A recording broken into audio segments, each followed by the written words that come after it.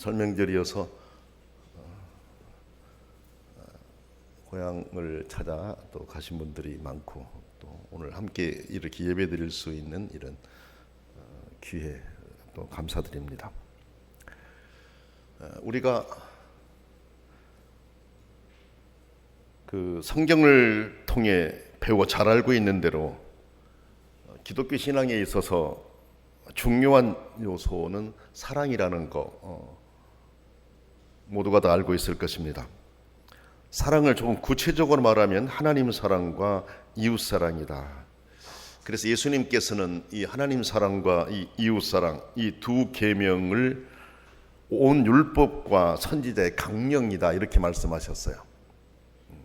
온 율법과 선지자의 강령이다. 마태복음 22장 37절로 40절 말씀 보면 그렇게 우리가 알 수 있습니다. 여기 말씀 온 율법과 선지자의 강령이라고 하는 이 말씀은 구약 성경의 요약이다. 이런 의미로 우리가 받아들일 수가 있습니다. 왜냐하면 율법은 모세 오경을 말하고 선지자는 예언서 전체를 말하기 때문에 이게 예수님께서 말씀하신 하나님 사랑과 이웃 사랑 이것은 결국 구약의 요약이다라고 해석할 수 있다라는 의미입니다. 여기서 하나님 사랑은 하나님을 향한 우리의 믿음의 표현으로 나타납니다. 우리의 믿음, 하나님께 대한 내 믿음의 표현이 어떻게 나타나는가? 이것이 결국 하나님의 사랑, 내가 하나님을 사랑하고 있다는 증거라는 것이에요. 또 이웃 사랑은 이웃에 대한 우리의 실천으로 나타난다 이렇게 볼 수 있습니다. 말로만 행하는 것이 아니라 이웃을 향한 나의 모습, 내가 보이는 여러 가지 삶의 자세들 이런 것들이 이웃을 향해서 얼마만큼 사랑을 베풀고 있는가 이렇게 나타날 수 있다라는 겁니다. 그런데 이 둘은 같이 가야만 하는 것이지 분리하여 따로 가서는 안 됩니다. 하나님 사랑, 이웃 사랑, 하나님만 사랑하고 이웃을 외면한다든지 또 이웃을 너무 사랑하고 하나님께 대한 믿음의 충성이 소홀히 된다든지 이것은 안 된다라는 것입니다. 그러므로 교회와 그리스도인들은 둘 다 중요하게 여기고 사랑의 이중 계명을 이루려고 힘써야 합니다. 그런데 아쉽게도 우리가 교회사를 보게 되면 이 둘을 다르게 적용해가지고 행동했던 경우들이 있었습니다. 그러니까 하나님 사랑만 지나치게 강조한다든지 이웃 사랑만 지나치게 강조한다든지 이런 부분들이 나타났다는 거예요. 설명하면 이렇습니다. 그리스도에 대한 충성을 위해서 이웃에 대한 사랑의 의무를 등지고 속세를 떠난 사람들이 있었습니다. 중세 수도승들이나 은둔자들 또는 은자들을 우리가 그렇게 말할 수가 있겠어요. 수도승들을 보게 되면 여러분이 들어서 아시는 대로 그리스도께 충성하기 위해서 일상생활을 포기하고 이웃 사람들에게서 떨어져서 산속 깊은 곳이나 황야 같은 곳에서 홀로 살거나 몇몇 사람들과만 어울려서 살아갔습니다. 이 세상을 떠나서 산속으로 들어가서 황야 같은 곳에 가서 이렇게 하나님과 교제하면서 살았다라는 것이죠. 또 여러분, 중세 종교재판소나 그 밖에 많은 다른 시대의 경우들을 보더라도 그리스도께 충성하기 위해서 자기들과 다른 사상을 가진 사람들을 심히 박해했습니다. 내 생각과 다르기 때문에 종교적인 자기의 어떤 생각, 신념과 다르기 때문에 사람들을 죽이기까지 하는 이런 종교재판 너무 무서웠었습니다. 또 예수님이 오시기까지 바리새인들은 자기들 이상 충성은 없다 생각하고 다른 사람들을 경멸하는 가운데 하나님에 대한 자기들의 충성심을 표시하려고 했었습니다. 자기들이 최고라고 생각했었고 자기들 외에 다른 사람들은 하나님을 사랑하는 마음이 없다. 자기들이 하나님을 정말 이렇게 최고로 사랑한다. 이런 생각을 가지고 살았다라는 것이죠. 상대적으로 다른 사람들을 무시했었습니다. 그런 과정에 수많은 사람들이 고통을 받았습니다. 정작 그리스도이신 예수님마저 고난을 받아서 십자가에 달리셨습니다. 그러니까 여러분 하나님을 향한 충성이라고 하는 이름하에 이웃을 소외시킨 경우들, 바로 이런 경우들이 방금 제가 말씀드렸던 그런 내용들이 그 외에도 많지요.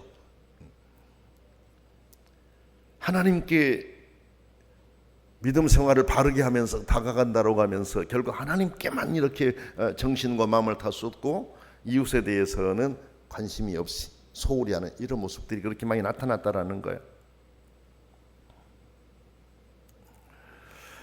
또 이와는 반대로 다른 경향들도 있습니다. 수평적인 관계에 중점을 두는 나머지 하나님을 향한 충성이 약화되는 경우가 있었습니다. 수평이라고 하는 것은 이웃사랑, 이 세상에 실천하는 사랑, 이것을 말합니다.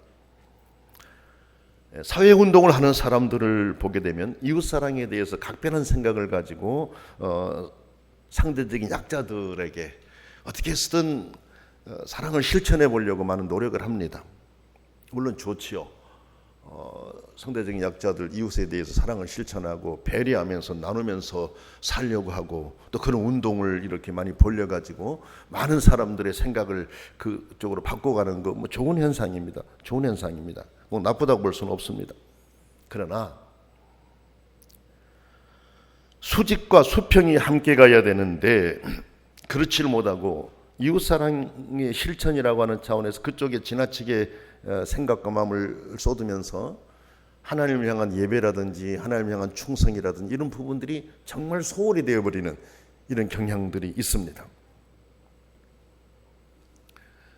우리는 둘 다 귀한 일들이에요. 하나님께 대한 충성한다라는 거, 이웃을 사랑한다라는 거 다 소중하고 귀한 일들인데 따로 가서는 안 된다라는 거, 분리해서 가서는 안 된다라는 것이죠.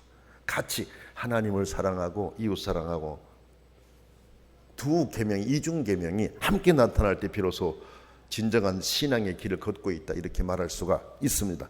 그리고 예수님이 원하셨던 것이 바로 그와 같은 것이다라는 걸 우리가 알 수 있습니다.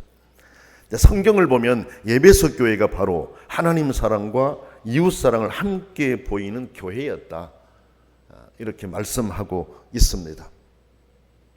여러분이 아시는 대로 에베소 교회는 이방에 세워진 교회입니다. 그런데 이방에 세워진 교회가 복음을 받아들여서 예수 그리스도의 복음을 받아들여서 하나님 사랑과 이웃 사랑을 함께 보이는 교회가 되었다라고 하니 얼마나 귀한 일입니까, 여러분? 그렇죠? 너무 귀한 일이에요. 15절 말씀을 한번 보면 이렇습니다. 주 예수 안에서 너희 믿음과 모든 성도를 향한 사랑을 나도 듣고 그랬습니다. 그러니까 지금 이 하나님의 사명을 감당했던 이 사도 바울, 에베소에서 복음을 전했던 사도 바울이 이렇게 주 예수 안에서 너희 믿음과 모든 성도를 향한 사랑을 나도 들었다라고 말하고 있어요. 이것은 결국 에베소 교회가 그때 그 지역에 많이 소문이 나 있었다라는 걸 알 수 있어요. 그래서 그 소문이 사도 바울에게까지 들려왔다라는 것입니다. 하나님을 정말 사랑하고 있고 이웃을 사랑하고 있다. 하나님께 대한 충성이 남다르다. 이웃에게 베푸는 사랑이 남다르다 하는 모습들이 들려왔다라는 것이에요. 여기 모든 성도를 사랑하는다는 말에 우리가 주목할 필요가 있습니다. 여기 보면은 하나님 사랑과 이웃 사랑, 이 모든 사랑, 이웃을 사랑하는 이 부분들, 주 예수 너희 믿음과 모든 성도를 향한 사랑을 나도 들었다 이렇게 했잖아요. 그러니까 모든 성도라고 하는 이 부분 우리가 의미를 두고 이 말씀을 들어야 됩니다. 차별이 없이 거룩하신 하나님께 속해 있는 교 모두를 사랑하고 있었다라는 것이에요. 참으로 귀한 일이 아닐 수가 없습니다. 사람들에게는 일반적으로 자기 관점에서 차별하려고 하는 습성들이 있습니다. 때로는 좋아하는 사람끼리 어울려지는 이런 현상도 우리가 볼 수가 있습니다. 그래서 우리가 사람들이 다니는 데 보면 꼭 같이 다니는 사람들만 어울려 다니고 또 다른 사람들과는 잘 어울리지 않는 이런 경향들이 있어요. 모두에게 공히 잘 어울리며 살아가기가 참 어렵습니다. 좋아하는 사람과 그렇지 않는 사람을 나누어서 대하는 경향들이 사람들에게 있다라는 것이죠. 그러나 여러분, 바른 신앙심에 사로잡힌 성숙한 그리스도인들이라면 하나님 안에 있는 이 형제 자매라는 점 때문에 모두를 사랑하고 아낄 수가 있습니다. 적어도 교회 공동체 안에서 성도들을 대함에 있어서는 모두를 똑같이 대하고 그러니까 똑같이 사랑하고 같이 교제하면서 나가는 이 모습을 가져야 된다라는 것이죠.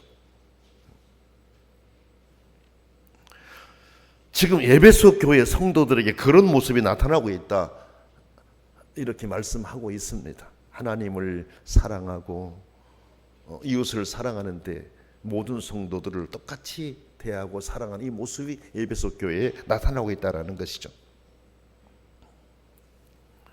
그래서 에베소 교회 성도들의 그런 모습에 관해서 들은 사도 바울은 기도할 때마다 언제나 그들을 기억하면서 하나님께 감사드리고 있다 그랬습니다.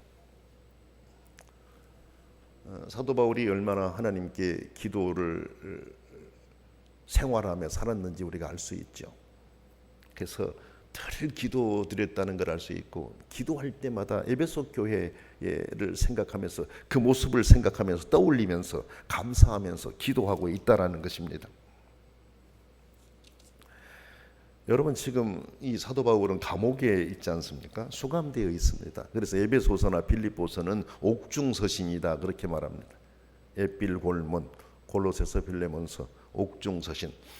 옥중에 있으면서, 감옥에 있으면서 기록해가지고 보낸 편지라는 것이죠. 그래서 여러분들이 에베소서라든지 빌립보서, 골로새서, 빌레몬서를 읽을 때에는 복음을 전하다가 감옥에 갇혀 있었는데 감옥에 갇혀 있는 사도가 이렇게 하나님의 영감을 받아가지고 이 내용을 써가지고 보냈다, 이렇게 생각하면서 읽으면 훨씬 더 은혜가 됩니다. 감옥에서 고생하고 고통당하고 있었을 텐데 어떻게 이런 내용으로 편지를 쓸 수가 있었을까? 어떻게 기뻐하라, 본인이 기뻐한다, 기뻐하라 말할 수 있고, 나는 예수님으로 만족한다 이렇게 말할 수 있고, 모든 사람에서 기도하고 있다라고 하는 내용들, 사람들이 환경에 따라서 움직인 경우가 많고 환경에 따라서 믿음이 변한 경우가 참 많거든요. 그렇죠. 사도 바울은 전혀 그렇지 않았다라는 것을 우리가 알 수 있어요. 수감 중인 상황에서 교회의 이런 아름답고 성숙한 모습에 관해 듣고 그들을 위해서 하나님께 기도했다라는 것입니다. 우리는 오늘 말씀을 통해서 사도 바울이 에베소 교회를 위해서 기도하는 내용 3가지로 요약해서 들을 수가 있습니다. 첫째는 하나님을 참으로 알게 되기를 위해서 기도한다. 17절에 그랬습니다. 우리 주 예수 그리스도의 하나님, 영광의 아버지께서 지혜와 계시의 영을 너희에게 주사 하나님을 알게 하시고 그랬습니다.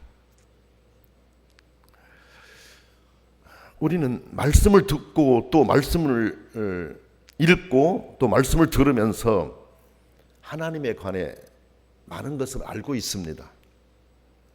그런데 여러분, 우리의 지혜나 지식 그리고 우리의 생각에는 한계가 있습니다. 많은 것을 알고 있다고 하지만 그렇지 않습니다. 많은 것을 알고 있다고 하지만 모르는 것이 너무나도 많습니다. 그렇죠? 왜? 우리 지식의 한계 때문에 그렇습니다. 하지만 우리의 지혜나 지식 그리고 우리의 생각을 넘어서서 하나님께서 역사하실 때 우리는 더 많은 것들을 알아갈 수가 있습니다. 그래서 우리가 가지고 있는 그 한계 안에서 우리는 하나님을 생각할 경우가 많은데 그것을 뛰어넘도록 기도하고 있다는 것이죠.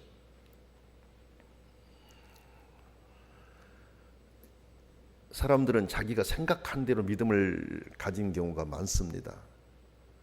자기가 알고 있는 대로 믿음 생활을 하는 경우가 많습니다. 그래서 우리가 하나님에 대한 그 내용들을 더 풍성하게 알고 간직할 때 우리 믿음 생활이 훨씬 더 넓어지는 것을 우리가 알 수가 있어요. 그렇죠? 사도 바울이 바로 그런 점을 알고 있었기 때문에 에베소 교회 성도들이 더욱더 본질적인 면에서 하나님을 알아가기를 원하고 그것을 놓고 기도하고 있다라는 것입니다. 자신이 에베소에 복음을 전하면서 충분하고 충실하게 전했다라고 생각도 할 수 있을 거 아니에요. 그러나 사도 바울은 아쉬움이 많았을 거예요. 다 전하지 못했고 다 가르쳐주지 못했던 이런 부분들, 지금은 내가 가서 직접 만나서 전할 수가 없는데 하나님께서 역사하셔서 하나님께서 성령으로 깨닫게 하셔서 하나님에 관한 내용들을 더 많이 알 수 있도록 도와달라, 이 기도를 드리고 있는 거예요. 지금 에베소 교회가 그 전에 배웠던 것, 그것을 실천하고 있긴 한데 하나님 아버지 더 풍성한 지식을 알게 하셔서 하나님에 대해서 더 많은 것을 알게 하셔서 더 많이 실천하면서 믿음으로 온전하게 살아갈 수 있게 달라, 이런 기도를 지금 드리고 있는 것입니다. 여러분, 사람은 죽을 때까지 신앙이 성장하고 계속 하나님의 온전하심을 담는 성숙의 단계에 이르도록 노력해야 됩니다. 그래 바울은 그들이 그렇게 되기를 위해서 하나님께 기도하고 있다는 것입니다. 그러나 그것은 우리의 지식과 지혜로는 불가능해요. 하나님께서 역사하실 때야 비로소 우리는 하나님을 더 잘 알아갈 수가 있습니다. 그래서 바울은 우리 주 예수 그리스도의 하나님, 영광의 아버지께서 지혜와 계시의 영을 주셔서 하나님을 참으로 알게 해달라고 기도한 것이, 하나님께서 그들을 사랑해달라는 기도라고 볼 수 있겠습니다. 여러분, 제가 여러분에게 여러 차례 말씀을 드렸습니다마는 이 하나님의 사람 사도 바울이 그렇게도 좋아하는 예수님에 대한 풀네임, 우리 주 예수 그리스도, 우리 주 예수 그리스도, 그렇죠? 대부분 사도 바울이 글을 쓸 때 왜 우리 주 예수 그리스도, 그리스도 우리 주 예수, 하나님이면서 인간이신 구원자이신 예수님. 우리가 이제 주 할 때는 되게 예수님의 신성을 의미한다면 예수 하면은 이제 인성으로 해석하는 경우가 있어요. 근데 그리스도는 사역을 의미한단 말이죠. 그러니까 참 하나님이시면서 참 인간이신 우리 주 예수 그리스도, 우리의 구원자이시다. 그래서 우리 주 예수 그리스도라고 하는 내용을 너무나도 사랑하면서 많이 사용했었어요. 그래서 그분 하나님께 간절하게 기도하고 있는 것이고, 그분 하나님께서 역사하셔서 에베소 교회 성도들이 지금 가진 신앙보다도 더 훌륭한 신앙의 내용들을 알고 하나님에 관해서도 풍성한 내용들을 알아서 신실하게 믿음을 실천해갈 수 있게 해달라, 이 기도를 드린 것입니다.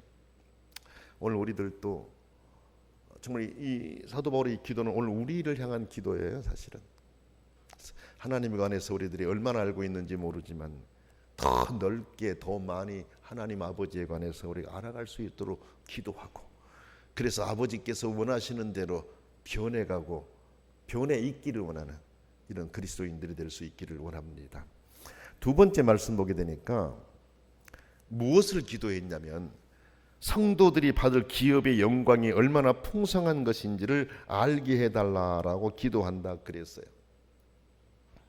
18절 말씀 보면은 너희 마음의 눈을 밝히사 그의 부르심의 소망이 무엇이며 성도 안에서 그 기업의 영광의 풍성함이 무엇이며, 이걸 놓고 기도한다라는 것입니다. 바울이 교회를 위해 기도한 내용은 참 고상합니다. 여러분들이 기도했던 것과 지금 사도 바울이 기도한 것을 한번 비교해 볼 때 고상하다는 걸 느낄 수가 있을 거예요.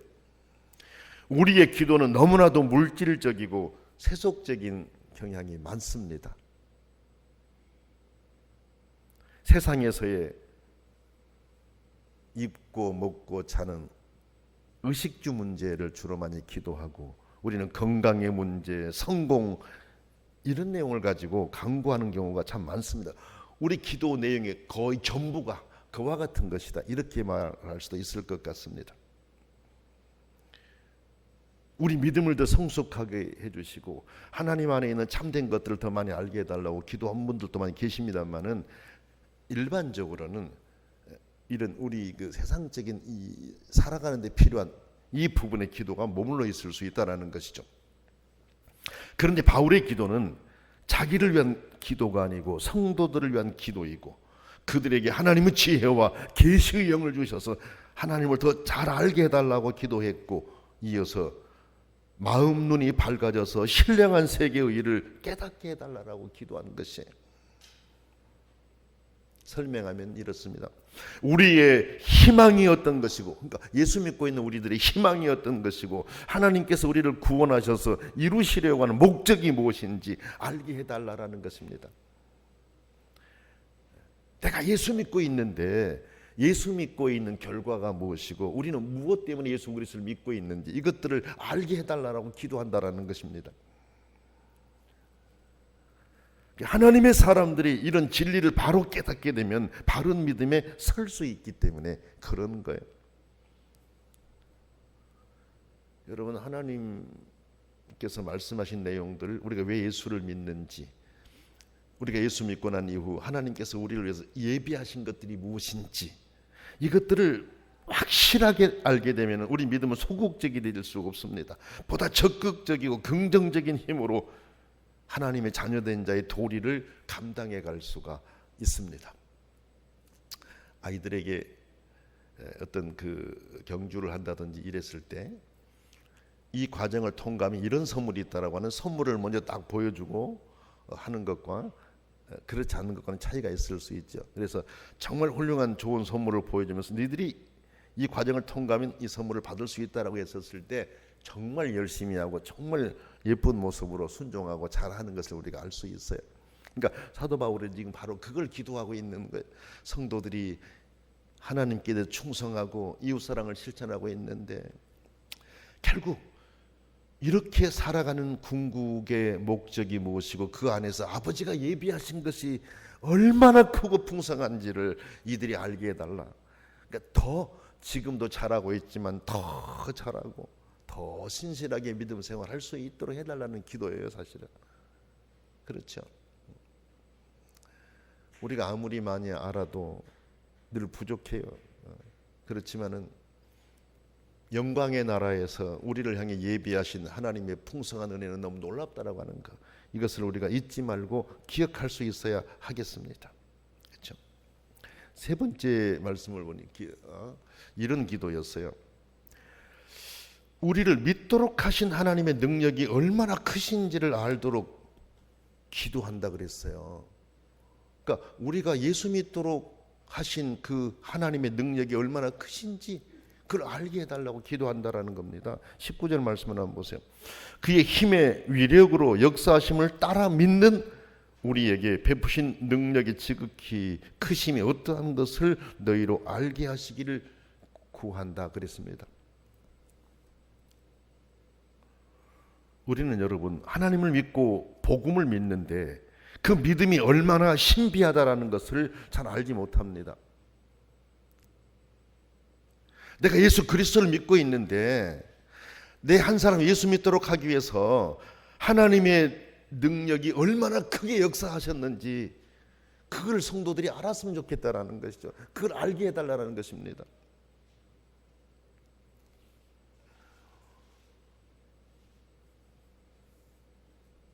바울의 설명에 의하면은 이래요. 우리가 신앙을 가진다라는 것은 한마디로 말해서 하나님의 어마어마한 능력의 역사를 통해서 이루어졌다라는 것입니다. 여러분이 지금 예배당에 와서 예배를 드리고 있습니다. 예수 믿는 사람으로 살아가고 있습니다. 그런데 그것은 여러분 한 사람 예수 믿어서 하나님의 사람 되게 하시려고 하나님의 어마어마한 능력의 역사가 작용했다라는 거예요. 그래서 내가 내 한 사람이 예수 믿는 사람이 되었다라는 것입니다. 하나님의 힘과 강력하심과 내적인 역사 등 예수님을 죽음에서 살려내시고 하늘 보좌까지 끌어올리신 그 능력에 맞먹는 능력이 작용했다라고 하고 있습니다. 그러니까 여러분요, 내 한 사람 예수 믿도록 하게 하시려고 예수님을 십자가에 달려 죽었을 때 부활시키시고, 그렇죠? 부활시키시고 뿐만 아니라 승천하시는 놀라운 역사를 이루셨던 그 하나님의 역사와 맞먹는 역사가 내 한 사람 예수 믿게 하는데 작용했다라는 것입니다. 우리는 그 사실을 생각하면서 내가 믿는다는 사실 자체가 얼마나 고마운 일인가 실감하면서 하나님께 감사해야 됩니다. 여러분 어때요? 사도 바울의 기도를 보면서 내가 예수 믿어서 하나님 사람이 되었다라는 게 너무 놀랍구나. 하나님께서 그렇게도 능력이 역사를 통해 내 한 사람 예수 믿게 하셨구나. 이거를 우리가 기억할 때 우리 믿음은 보다 더 깊이 하나님께 다가갈 수가 있어요. 이 부분을 우리가 정리해 보면 이렇게 말할 수가 있어요. 하나님이 만세 전에 내 한 사람 예수 믿게 하시려고 만세 전에 우리를 택하셨다라는 것이죠. 그리고 그 과정을 이루기 위해서 예수 그리스도를 세상에 보내셨는데 수많은 예언자들을 통해서 예수 그리스도 오실 것을 미리 말씀해 주셨고, 예수 그리스도가 오셨고, 예수 그리스도 우리 죄를 십자가에 달려 죽으셨고 부활하고 승천하셨고, 우리는 그 하나님의 은혜 안에서 예수 그리스도를 믿는 자가 되었다라는 것이죠. 그러니까 내 한 사람 예수 믿게 하시려고 하나님의 그 놀라운 역사가 움직이고 있었다라는 거, 이것을 알게 해달라고 기도하고 있는 것이에요. 그 깊은 뜻을 알고 믿음의 길을 가야 하기 때문에 그렇습니다. 내가 믿음을 가진 것이 우연처럼 여겨질지 모르지만 하나님의 능력에 의한 것임을 기억하도록 기도하고 있는 것입니다. 사도 바울은 에베소 교회 성도들이 그 사실을 기억하고 감사하면서 믿음의 길을 가게 해달라고 간절히 기도한 것입니다. 여러분, 내가 믿는 거 하나님의 그와 같은 능력의 역사를 통해 내가 믿게 되었다라는 이 사실을 마음에 새기고 감사하면서 믿음의 길을 갈 수 있어야 하겠습니다. 성도 여러분, 교회는 그리스도의 몸이라고 했습니다. 하나님은 그리스도의 몸된 교회를 통해 크고 놀라운 일들을 행해 갔습니다. 우리는 바로 그리스도의 몸된 교회 공동체 일원입니다. 사랑의 이중 계명을 잘 실천하고 하나님의 힘으로 하나님을 더 바르게 알아가고, 장차 우리 기업의 풍성함이 무엇이며 믿는 자가 된 나를 위해서 하나님이 얼마나 많은 일을 행하셨는지 이것을 생각하고 우리 또한 나를 믿게 하신 하나님께 감사하면서 충성을 다해가는 그런 성도들이 될 수 있기를 원합니다.